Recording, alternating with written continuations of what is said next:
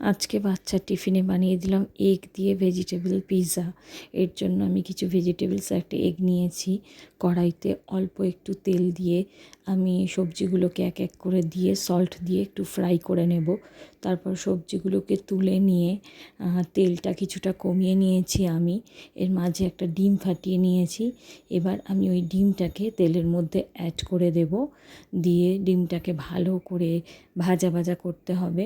এবার ডিমটাকেও তুলে নিয়ে গ্যাসের ফ্লেম অফ করে দিয়ে আমি একটা পিৎজা ব্রেড নিয়েছি, যেহেতু শুধু আমার মেয়ের জন্য দেব টিফিনে, সেহেতু পুরোটা লাগবে না বলে আমি হাফ করে নিয়েছি।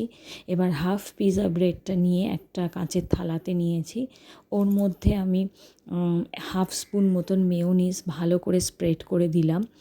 এবারে কিছুটা টমেটো সস দিয়ে স্প্রেড করে দিলাম। বাচ্চা যেহেতু পিৎজা সস খেতে পারবে না ঝাল, সেই জন্য দিতে পারলাম না।